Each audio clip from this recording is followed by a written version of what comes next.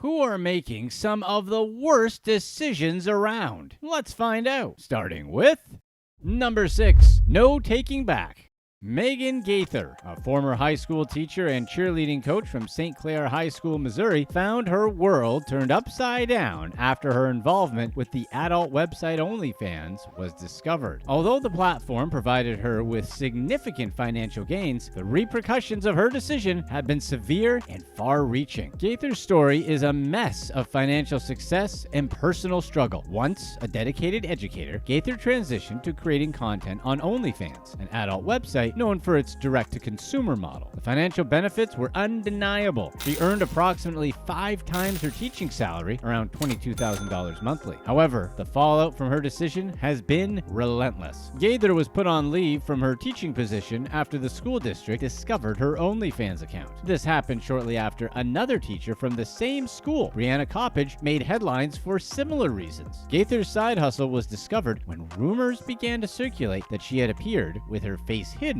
in a video on Coppage's account. These rumors led to further investigation by the school district, ultimately resulting in Gaither being put on leave and her OnlyFans account being discovered. Despite being reasonably discreet, rumors and subsequent confirmations led to Gaither being barred from her classroom. Feeling the sting of ostracization, she reflected on the harsh reality of her situation, explaining that while the money was good, the social and professional costs were far more than she expected. Both Gaither and Coppage received significant online criticism, ranging from personal attacks on their appearance to judgments about their roles as parents. Gaither, who misses her teaching career dearly, admitted that she wouldn't recommend others to follow her path despite the financial allure. The emotional toll was evident as she spoke about the relentless criticism and loss of her career, despite her initial precautions and considerations before joining OnlyFans. The decision to join the platform also strained Gaither's relationships with friends and family. Despite this, she continued creating content because if you're going to lose everything, money certainly helps soften the blow, right? Gaither's husband supported her decision, understanding the potential consequences, but both questioned the necessity and morality of the person who reported her. However, Brianna Coppage managed to leverage her earnings to pay off debts and invest in property, but she too faced moral scrutiny and significant lifestyle changes. Despite the financial windfall, Coppage accepted that her teaching career was likely over. Megan Gaither now looks towards the future, using her OnlyFans earnings to pursue a doctoral degree with hopes of teaching at the college level. She advises potential content creators to seriously consider any unintended consequences and the need to be prepared for the reality of societal backlash and professional limitations. We here at Pablito's Way don't sit around and judge other people's career choices, especially when those choices don't hurt or take advantage of anyone. Gaither doesn't seem like a stupid person, and her taking advantage of an extremely lucrative platform isn't a dumb decision either. However, with all the controversies between teachers and students these days, it doesn't seem like a good idea to join an adult-oriented platform and expect to keep your teaching job. Do you disagree with the school board's decision to relieve both teachers of their positions? Tell us in the comments below.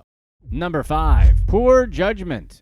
A New York judge has stepped down from a child custody case after a mother claimed the judge contacted her on an adult-themed app designed for couples to meet up. You can figure out for what. The judge in question, Cynthia Lopez, allegedly reached out to Sydney Sutherland through the 3Fun app, which was designed for free singles. According to Sutherland, she received a message on 3Fun from someone named Cynthia, who asked how she was doing. The profile featured photos of a woman in a skimpy dress and heels, claiming to be a part of a couple looking for fun with other couples. Sutherland immediately recognized the woman in the photos as Judge Lopez, who had overseen her child custody case multiple times. Sutherland said she was stunned to come across the profile, which described the woman as Bill and in a partnership with a man known as Ant. The profile elaborated on their preferences, explaining that they were a full swap couple looking for fun with other couples and single ladies. Sutherland responded to the message by saying, "You know who I am?" before being swiftly blocked. The incident took place in New York, where Judge Lopez served in the Bronx Family Court. Sutherland had first encountered Lopez in the courtroom in February of 2022 and had seen her several times virtually and in person since then. Sutherland's children, Sania, now 9, and Saint, 4, were taken by the city's Administration for Children's Services in February of 2022. The removal occurred after police stormed Sutherland's mother's Bronx apartment in July of 2021 and arrested Sutherland. She later filed a lawsuit against the police, claiming they showed no cause cause for the arrest. Over the years, Sutherland had several legal issues, pleading guilty to assault 3 times between 2015 and 2017. She was given mental health counseling or probation in each case. Sutherland's complaint about Judge Lopez was referred by the Administration for Children's Services to the Office of Court Administration, which began reviewing the matter. Judge Lopez recused herself from the case in a brief virtual teleconference with Sutherland's lawyers. Judge Lopez, a member of several judicial associations and committees, will be replaced in the custody case. And again, other people's lifestyles are their choice, so we're not here to comment on that. But if you do engage in risky behavior, like seeking out couples on an app for some adult time, you should probably be a bit more cautious of who you reach out to, right? Like, she presides in the community she's looking for fun in, you know? Double check that. Number 4. Just one drink, sir.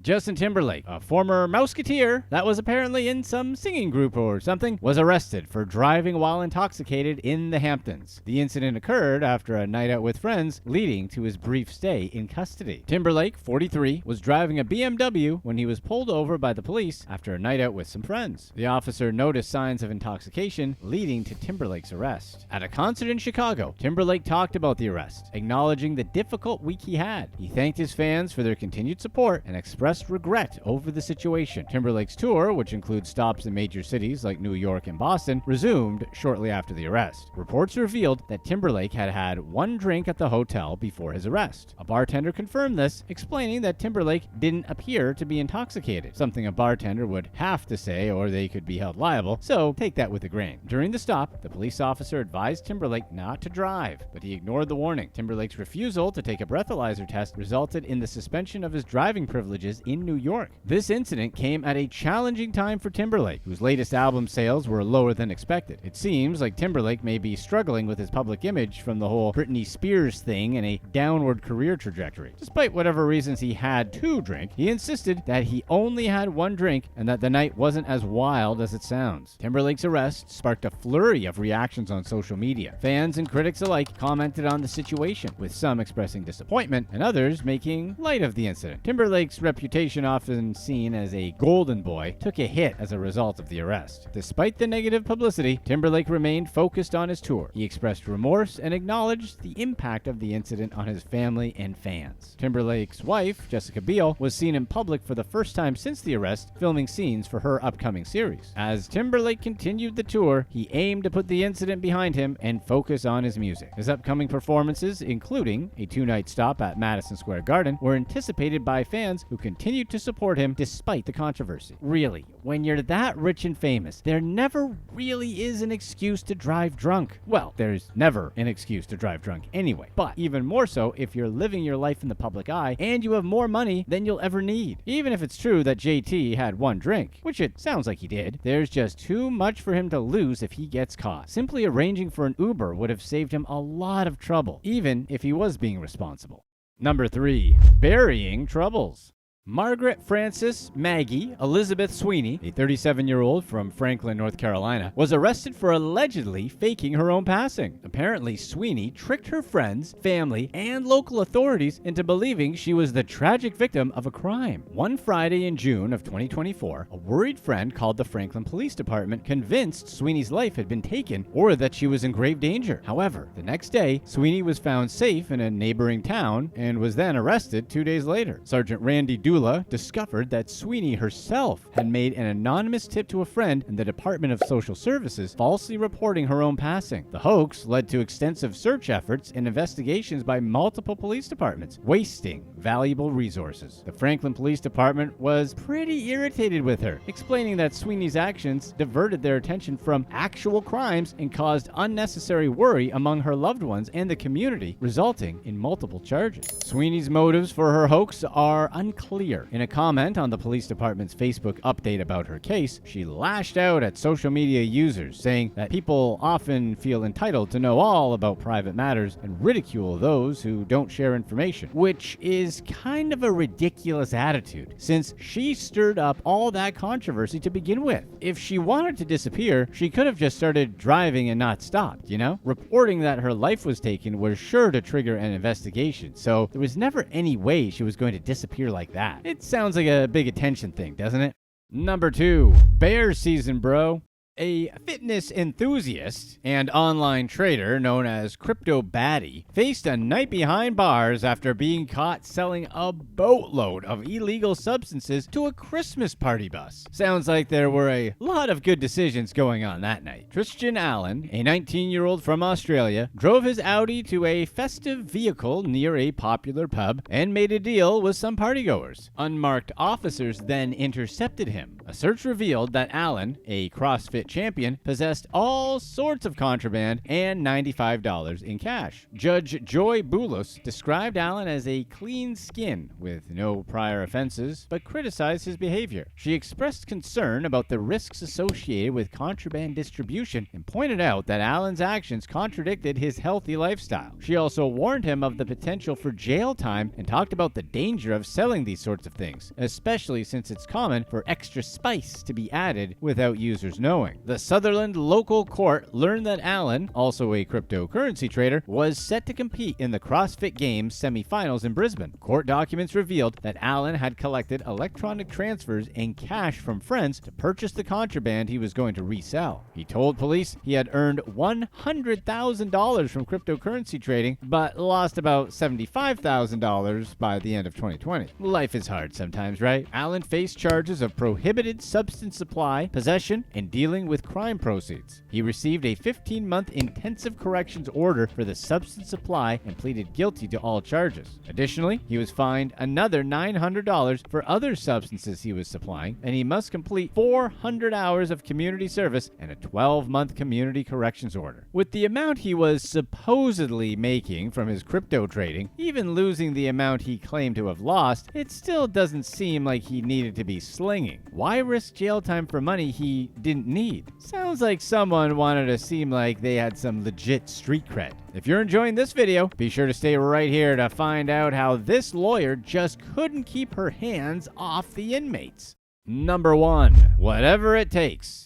Caitlin Howarth, a 24-year-old rookie police officer from West Yorkshire in the UK, found herself embroiled in a scandal that could end her career. She was accused of having a romantic relationship with a notorious drug kingpin who's now serving time. To add to her troubles, Caitlin was also linked romantically to her married superior, a senior officer who has since been suspended from duty. Suspended back in November of 2021, Caitlin's case made its way to York Crown Court. Her defense team worked tirelessly to get the charges dismissed, causing a delay in her entering a plea. The presiding judge, however, made it clear that if the charges weren't dismissed, and it doesn't seem like they will be, Caitlin would need to provide a more detailed defense, which could have some implications considering her affairs. The judge also warned her that failing to appear at trial would likely result in a guilty verdict and a harsher sentence. Caitlin, who had garnered a significant following on social media with over 10,000 followers, found her personal life suddenly under intense scrutiny. Photos of her in uniform and updates on her life quickly spread online, adding to the public fascination with the case. The police force confirmed her suspension and the charges of misconduct, explaining that she would appear in court again in the coming months. Meanwhile, Caitlin's superior, a well-respected officer with nearly 20 years of service, faced his own set of disciplinary actions and was suspended from duty. At the time of this video, Caitlin's future on the police force is uncertain, and the outcome of her trial will determine whether she can redeem herself or face a permanent end to her career in law enforcement. Remember, we're all free to live our lives how we want, to say what we want to say, and do what we want to do. But freedom of choice doesn't mean freedom from consequences. Being cautious would have saved a lot of these people from a lot of problems, and that's something we can all learn from.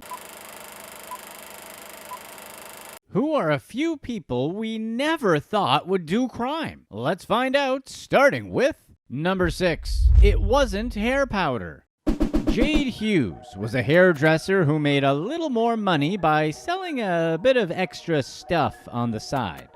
You know, that sort of extra stuff that makes the DEA all upset and come after you with sniffing dogs and whatnot. She ran this side business with her boyfriend. Hughes was very proud of the products she sold, and she often boasted that its quality would leave people extremely active. Things were going swimmingly for her and her boyfriend, But their jolly ride came to an end when 2 of Jade's phones were seized during a search of another house during an unrelated probe. The phones led the police to Hughes, and her home was raided. The raid proved that Hughes was involved in the illicit trade of contraband, and she was hauled into court. The police found a hoard of product paraphernalia, including 2 digital weighing scales, disposable plastic glove fingers used to bag up products, and 2 mobile phones that were probably used to arrange deliveries, purchases, and sales. Police caught Hughes by going through the confiscated phones and discovering a bunch of slang that could only be referring to illegal substances.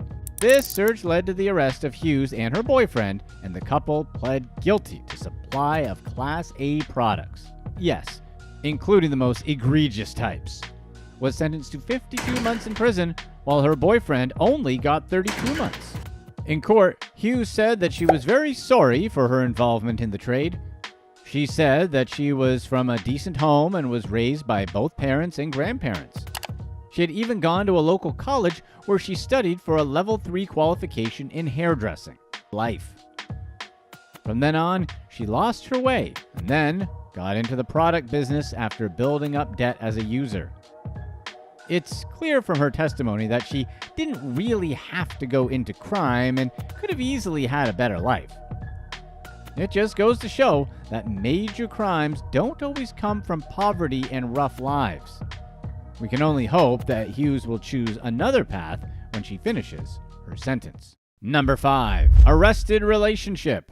NYPD officer Roni Santiago was in deep trouble after getting sued by Cami Cefante for his extreme and outrageous conduct. Now, you may wonder what sort of extreme and outrageous conduct an NYPD officer may display towards a citizen. It starts with an arrest. Officer Santiago arrested Cami Cefante for shoplifting at Target. That's a pretty run-of-the-mill crime, and ended in Cami being released from the police station after a short holding period. It should have ended there if Officer Santiago was a normal police officer. But he wasn't, and it didn't. Santiago copied Cami's phone number off her files and started texting her barely 20 minutes after she left the station. According to Cami, the first few texts were aggressive but not vulgar. She said they made her uncomfortable, but she replied because she was afraid Santiago would retaliate or make things worse for her with her criminal case. But then, the messages Officer Santiago sent slowly became more and more vulgar. Santiago started sending explicit messages about how he wanted horizontal favors from Cami and started building from there. Among other graphically inappropriate texts, he said his MO was to flirt with attractive women that he arrested. His messages continued to get more vulgar, with Officer Santiago eventually threatening to show up at Cami's home for dinner, which is obviously just weird and awkward behavior for anyone, let alone a cop. Fortunately, Cami got legal help and sued the NYPD for over $25,000 for Officer Santiago's conduct. We expect the police to protect us, not put us in a position that we need to be protected from them. The police have a tough enough job as it is, and they're under a microscope now more than ever. So this was the last thing the department needed. Do you have any weird stories where someone wouldn't leave you alone? Let us know in the comments below. Number 4. Bad banker. Najib Khan orchestrated one of the largest check-kiting schemes ever in U.S. history and used the proceeds of that crime to live like a king. He had a ridiculous fleet of 240 luxury cars, a private jet, a helicopter, a boat, and properties in the choicest locations in the country. Khan did all this while building a legitimate payroll processing business in Indiana. And before even starting the payroll processing company, he had retired from a bank as the vice president. So it's not like this guy wasn't already making a pretty decent living as it was. But greedy people do greedy things, and Mr. Khan was greedy, so he stole anyway. By the time Khan was done ripping Cleveland's Key Bank off, the company had a $120 million hole in its balance sheet, a hole that the bank had to deploy over 100 staff members to fix. The fraud was so gigantic that the bank had to fire some key staff who had allowed it all to happen. Khan didn't carry out the fraud fraud all at once. He did it meticulously over 7 years. So how did Khan's check-kiting scam work? Well, in 2011, Khan started embezzling money from KeyBank by writing bad checks back and forth between bank accounts he controlled to artificially inflate their balances while the checks were being processed. He'd then cash out those accounts while the checks were still pending, and the bank would be left holding the bag with no money. And Khan did all of this through his payroll business. Khan's victims are too numerous to mention. All his clients, from small businesses to churches and even the Boy Scouts of America, got fleeced. When the scam eventually collapsed, over 1,700 clients lost out on money Khan's company had withdrawn for payroll taxes. This meant that the clients had to make up the difference by paying their employees out of pocket, paying the IRS, and taking out credit lines to sustain their businesses. Some were even forced to lay off their employees. Thankfully, Khan wasn't allowed to get away with it. He was eventually caught and made to pay for his crimes. He's now been sentenced to 8 years in prison and has sold an overwhelming majority of his properties to cover restitution. The court ordered him to pay back $121 million to KeyBank,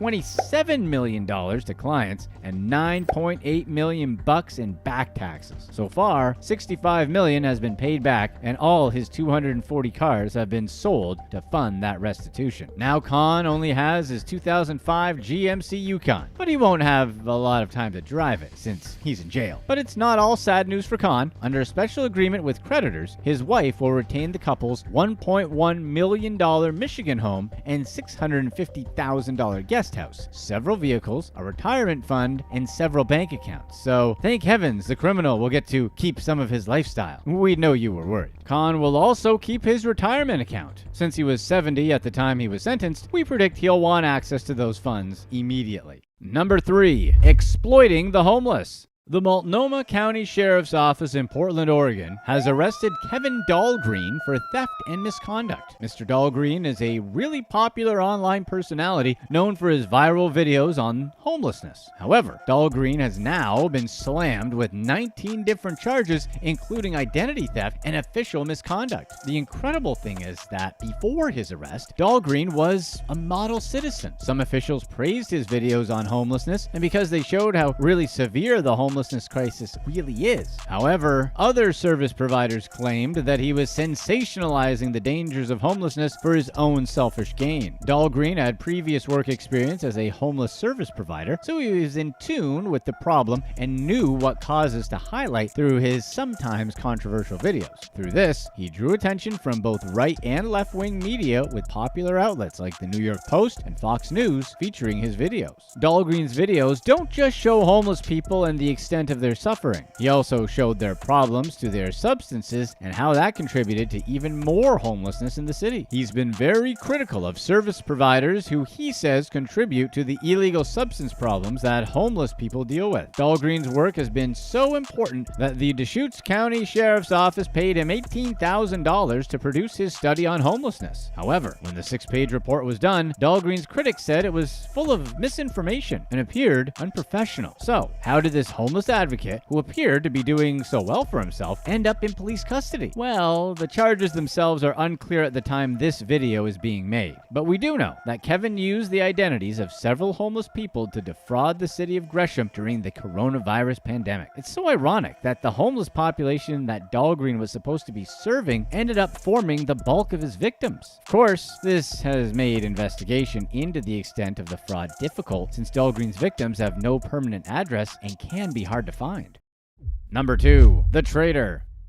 Josie McLaughlin stole the life savings of a widow, but somehow escaped jail time. She was hired as a helper for 84-year-old Mrs. Ann Sharp and her late husband. Soon, McLaughlin and Mrs. Sharp became extremely close. In fact, McLaughlin was so close to Mrs. Sharp that Mrs. Sharp actually referred to her as a long-lost daughter. And despite being treated like a daughter, McLaughlin still decided to rob Mrs. Sharp of everything she had. McLaughlin drained the widow's savings account of every penny it had had. For over 15 months, McLaughlin stole up to 700 pounds from Mrs. Sharp every week by forging fake checks in Mrs. Sharp's name. Since Mrs. Sharp was an elderly woman whose mental awareness was on the decline, she didn't notice the stealing until all her money was gone. And when Mrs. Sharp did eventually discover the missing money, she asked McLaughlin for an explanation. Mrs. Sharp, by pretending to call the police and bank, asked for explanations. Thankfully, McLaughlin couldn't get away with her crime forever. Detectives discovered that she had already been jailed for fraud back in 2019 after she was caught stealing from a charity in precisely the same manner. McLaughlin said that she had financial difficulties due to relationship issues and was using Mrs. Sharp's money to stay afloat.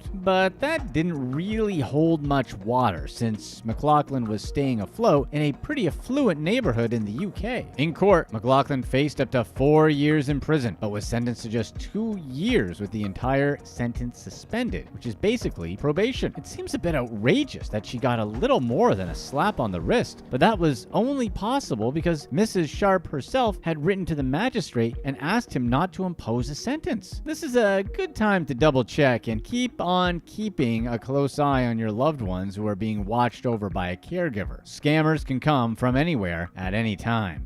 Number 1. The crime lawyer.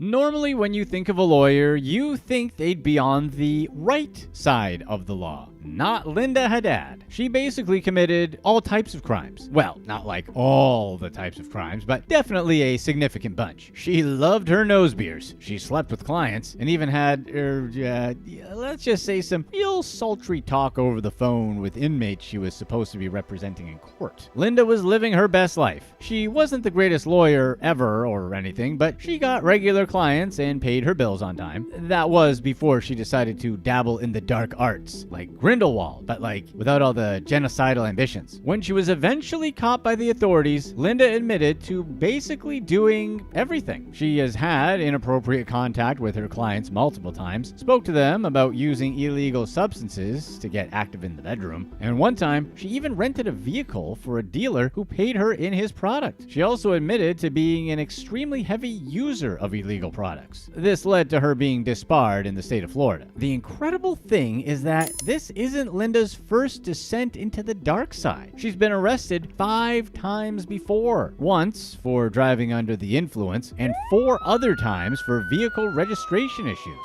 But none of those crimes are as serious as the ones she's now pled guilty to committing. The good news, we guess, is that Linda has managed to not get arrested since that incident and is hopefully now living a way better life. You never expect to hear about people who do all this work to become a lawyer and then build a successful practice only to throw it all away for nothing. Hopefully she stays on the right path. Click to watch one of these next videos. Let us know in the comments section who you'd rather hang out with for a day, President Biden or President Trump.